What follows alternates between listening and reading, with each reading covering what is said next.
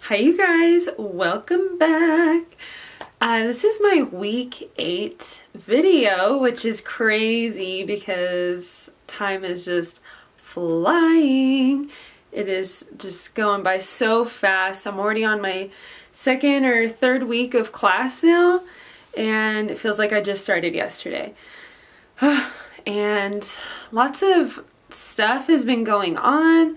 I got a new job and that's been really crazy, trying to figure everything out. School started and the new job, so my routine with exercising has been it's been jacked up a little bit. But I'm still managing to exercise like 5 days a week. And the other thing is my eating habits are still just not the greatest. Especially with all of this stuff happening. I've been stress eating really bad, to the point where I had a breakout on my face. I don't know if you can see it right now, but on both sides of my nose and on my forehead, and that has never happened to me before. Like, I was one of those really lucky people who never suffered from acne whatsoever throughout high school or when I was going through puberty. None of that happened. So all of this stress and PMSing and eating bad has definitely affected my skin and the way it's reacting. So it's just been weird having to deal with it. And I know, like, people deal with like cystic acne and really bad acne out there, and I'm sorry, I know it sucks. My mom has had really bad acne. She has a hold on it now, but I'm sorry. It's really shitty, I know. I personally don't have to deal with it, but when I do eat dairy, my skin tends to react and tell me like, hey, you need to not eat that shit, so don't eat it. And I'm gonna fight back and break out and be all red and have a bunch of pimples everywhere. So yeah, that's been fun. But it's okay, because you know, it's good to listen to your body. It's good to listen to your skin and what it's telling you. And obviously there's something in my diet that is not sitting well with me, so I need to just take a few steps back and really look at everything and figure out what I need to do to be more successful with my eating habits. And that brings me to a question that I had gotten recently about what my diet is like and if I have any recommendations for people who are trying to get into a healthier lifestyle. So I lead a almost vegan diet at this point. I still eat eggs because I need protein. It's very hard for me to get protein. My neighbors have like 5 chickens, so they deliver eggs to us weekly. So it's pretty rare that we actually have to go to the store and buy eggs. So I feel very fortunate with that because it's a better source of eggs. It's like I'm looking out my window and I can see them right now, so it's awesome. I feel super lucky and fortunate with that. But yeah, so almost vegan. I am allergic to meat.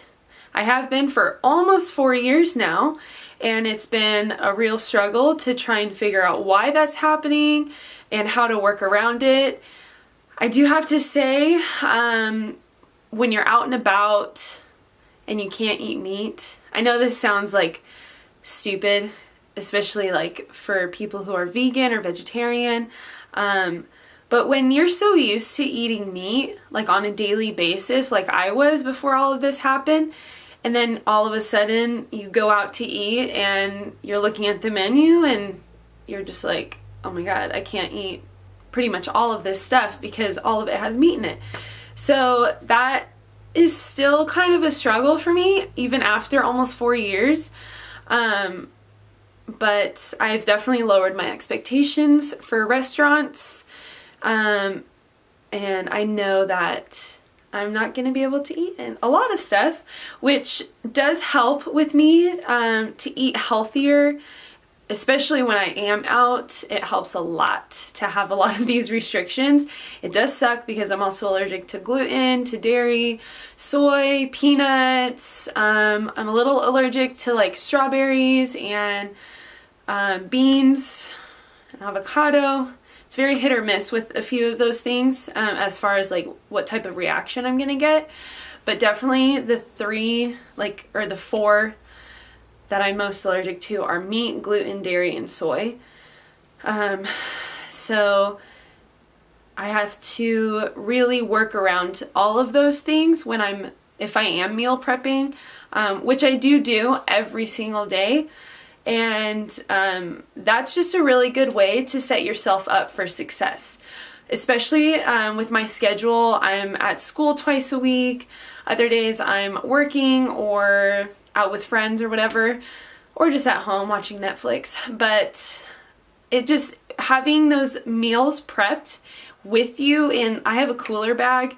People who know me know me well, they have always seen me carrying a black and white striped cooler bag because it's my lunch or my snacks for the day.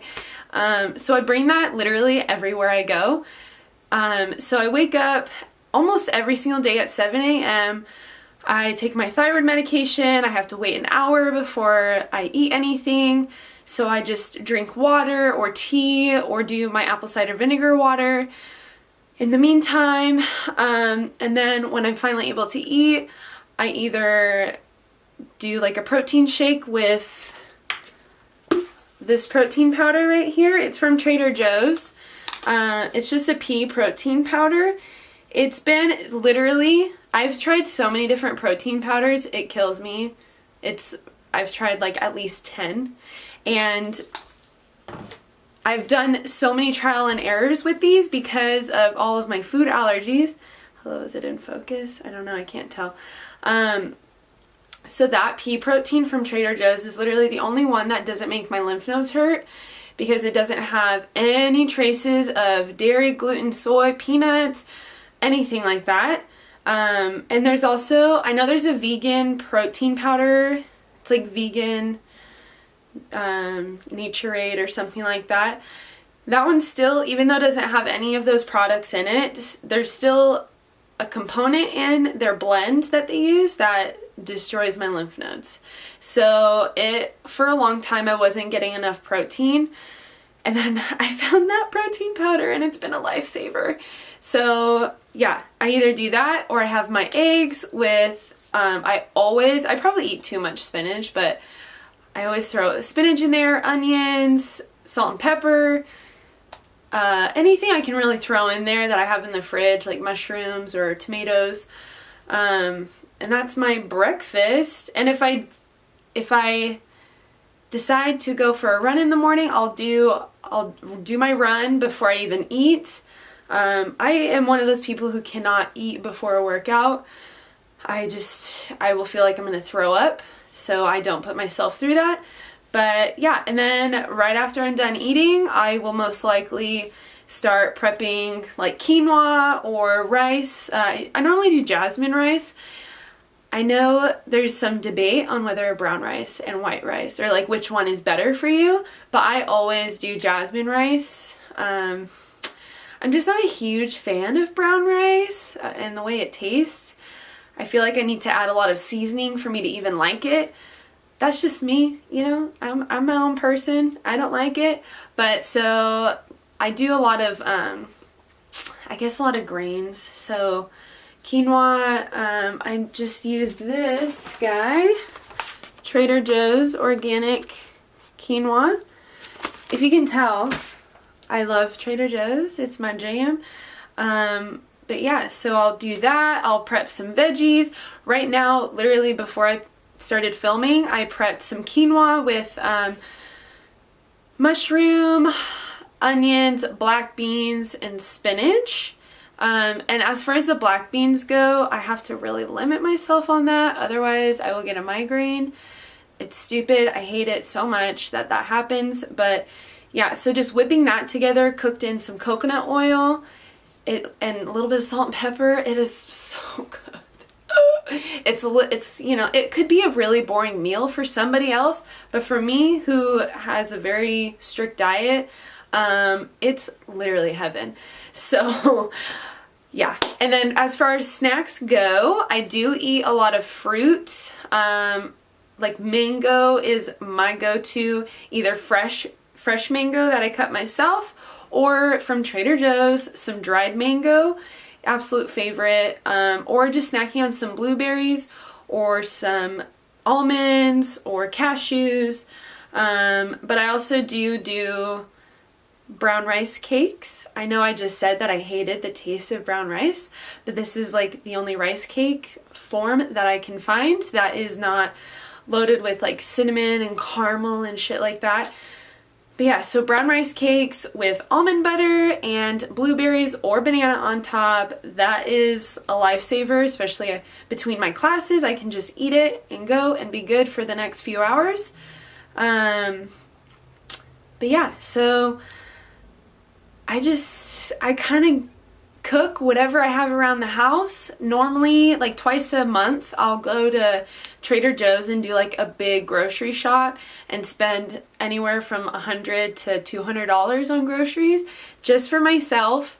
My mom doesn't really buy a lot of the any groceries for me. She still does, like as far as bread and extra little stuff she does buy, but for the most part, I have to go out and buy myself everything because my mom, bless her heart, she's tried so hard to figure out my diet and what's going on, but it's really frustrating for me that other people just don't understand.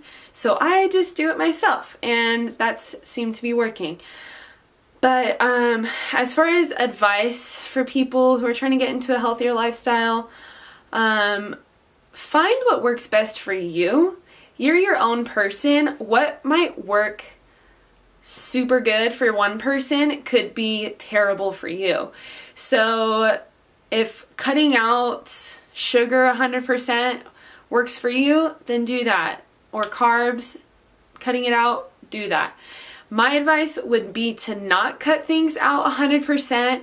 Just because with my experience, I've relapsed or I've binge ate, especially with sugar. I'm addicted to sugar. Everybody in the world knows it. It's just, it's out there. I'm addicted to it. My mom's addicted to it. I get it from her.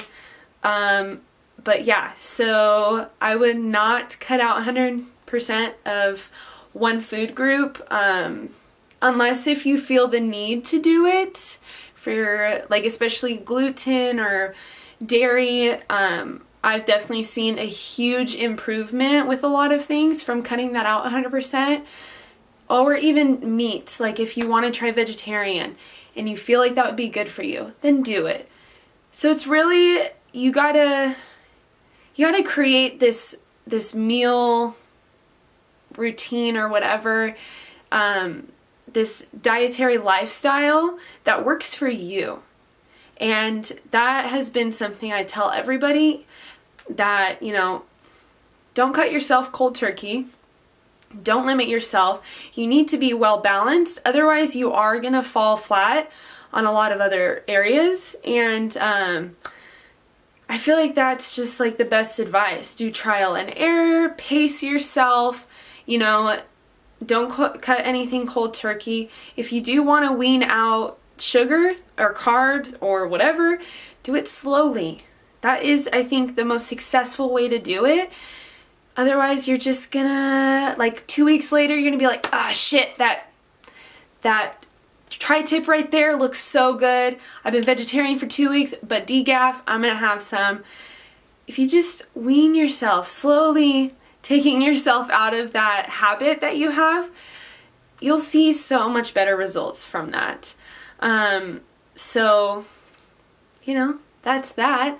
Also, if you're finding yourself eating like, I don't know, a lot of, what's a really bad thing that I eat often? Like Nutella. I love Nutella, okay? I guess that is a little bit better. No, it's not. It's not better than eating something else. I don't know. But making healthy swaps. So I guess somebody might say, instead of eating white rice, eat brown rice. Or instead of eating one thing, eat the other. So just doing a lot of research. Sorry, that was all over the place. I should have prepped a little bit better for that. But just making healthier swaps for yourself. Like instead of using butter, use ghee or like coconut butter. I know it's not the same, but it is going to be just a little bit healthier for you. So just making those small little changes, it helps the big picture. So those small little things will help the bigger picture in the long run. And that to me has been the most successful part of having a healthier lifestyle. I know my eating is not the best. I'm very aware of that, but I don't beat myself up over it. I'm human. This is life. It is what it is. It's in the past. I already freaking ate that Nutella and I already ate that donut the other day, which is true. I went to eat Temecula. You know who you are. I love that place so much. Now I'm thinking about donuts. But I don't beat myself up over it. This is just how life is. You need to be balanced and just figure shit out for yourself and what works best for you. So, away from that, you know what? One last thing I wrote down is to write out your goals. Set yourself up with realistic expectations, because, you know, if you write out like in 1 month I want to drop 20 pounds, you know, that might be the case for some other person, but for you and for your routine, your schedule, if you're like me and you're super busy all the time, that might not be feasible for you. So you need to just like bring yourself back down to reality and think, is that gonna be realistic for me? So write out some realistic expectations and goals for yourself. I know it seems tedious to do that, but seriously, I write my goals out every single week. And I have a calendar over here with everything written down for what exercises I'm going to do that day, if I'm going to rest that day, if I'm going to do yoga. Just writing it out, it will help you. It will help you be so successful. Because, you know, your brain isn't always accountable, but as soon as you see it, you visually see it, it's like a light bulb. And it's like, oh yeah, I told myself I was going to do that today, so I'm going to do it. But yeah, that's how I've been super successful with keeping on track with my exercise, at least. Still working on the eating part. That's just it.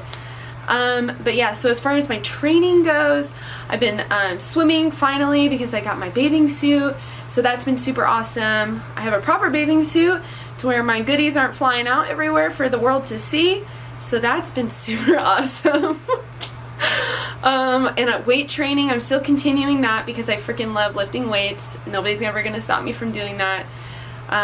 Even if I am like training for a triathlon and I need to be working on my cardio, which I am. I do cardio almost every single like workout session. So yeah, weightlifting, I've been running. I've ran like 3 days in a row now and I feel amazing. Also stretching, that's a huge thing. Whether you believe in stretching before a workout or after, just stretch. Just do it. Your body will thank you. Yeah.